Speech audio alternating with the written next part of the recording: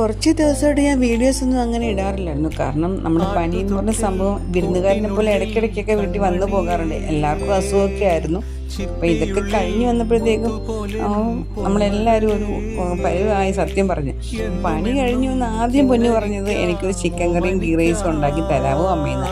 സാധാരണഗതിയിൽ ഞാൻ മടി പറയാറുള്ളതാണ്, പക്ഷേ ഇത്തവണ അവളൊന്നും കഴിക്കാത്തതുകൊണ്ട് ഉണ്ടാക്കി കൊടുക്കാമെന്ന് വിചാരിച്ചു കേട്ടോ. ചിക്കനൊക്കെ വാങ്ങിച്ചു. നമ്മൾ കൊണ്ടുവന്ന് ആദ്യമേ തന്നെ ഞാൻ റൈസ് അടുപ്പത്ത് വെച്ചിട്ടുണ്ടായിരുന്നു. പിന്നെ ചിക്കൻ കറി എന്ന് പറയുമ്പോൾ ഇതൊരു പെട്ടെന്ന് ഉണ്ടാക്കുന്ന ചിക്കൻ കറിയാണ്, കുട്ടികൾക്ക് കൊടുക്കാൻ പറ്റുന്ന പെട്ടെന്നുള്ളൊരു റെസിപ്പിയാണ്. അതിന് നമ്മൾ ഒരുപാട് ഐറ്റംസ് ഒന്നും ഉപയോഗിക്കുന്നില്ല. ഉള്ളി, പച്ചമുളക്, പിന്നെ നമ്മൾ വെളുത്തുള്ളിക്ക് പകരം ജിഞ്ചർ ഗാർലിക് പേസ്റ്റാണ് യൂസ് ചെയ്യുന്നത്. പിന്നെ നമ്മുടെ സാധാരണ നോർമലായിട്ടുള്ള മസാലകൾ മാത്രം. ചിക്കൻ മസാല അല്ല ഞാൻ പൊടിച്ച മസാലയാണ് ചേർത്ത്, പിന്നെ മുളക് പൊടിയൊക്കെ. ഈ സമയം കൊണ്ട് നമ്മുടെ അരിയൊക്കെ റെഡിയായി, റൈസ് റെഡി ആയിട്ടുണ്ടായിരുന്നു.